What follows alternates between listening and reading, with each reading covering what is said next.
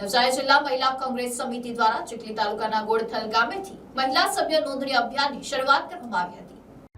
નવસારી જિલ્લા મહિલા કોંગ્રેસ સમિતિ દ્વારા ચીખલી તાલુકાના ગોળથલ ગામે કોંગ્રેસના દક્ષિણ ઝોનના પ્રભારી ઉષા નાયડુ અધ્યક્ષતામાં ગુજરાત મહિલા કોંગ્રેસના કાર્યકારી અધ્યક્ષ ગીતા પટેલની ઉપસ્થિતિમાં મહિલા સભ્ય નોંધણી અભિયાનની શરૂઆત કરવામાં આવી હતી, જેમાં ચીખલી ખેરગામ અને વાંસદા તાલુકાની 300 મહિલાઓ ₹100 ફી પેટે ભરી કોંગ્રેસના સભ્યપદે પોતાની નોંધ કરાવી હતી।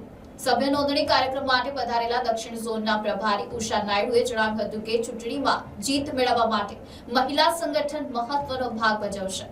જિલ્લામાં મજબૂત મહિલા સંગઠન ઊભું કરવામાં આવશે। ચીખલી વાંસદાના ધારાસભ્ય અનંત પટેલે તાલુકા કક્ષાએ અને જિલ્લા કક્ષાએ ચૂંટણીમાં એડી ચોટીનું જોર લગાવી ઇલેક્શન લડવાની વાત કરી હતી।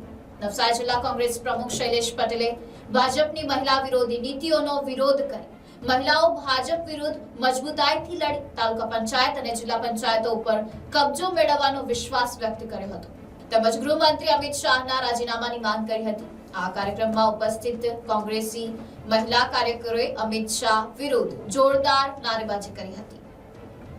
મંત્રીએ જે રીતે બાબા સાહેબ આંબેડકરનું નામ બદનામ કરવાની કોશિશ કરી છે અને એમને હિન્દ શબ્દમાં એમના માટે શબ્દો વાપર્યા છે, તે બદલ આપણે કેન્દ્રના ગૃહમંત્રીનું રાજીનામા માટેનું અત્યારે નારો બોલાવીશ। હું બોલાવીશ અમિત શાહ રાજીનામું આપે, આપણે બોલવાનું રાજીનામું આપે, રાજીનામું આપે, અમિત શાહ રાજીનામું આપે, અમિત શાહ રાજીનામું આપે, રાજીનામું આપે, બાબા સાહેબ આંબેડકર અમિત શાહ, અમિત શાહ।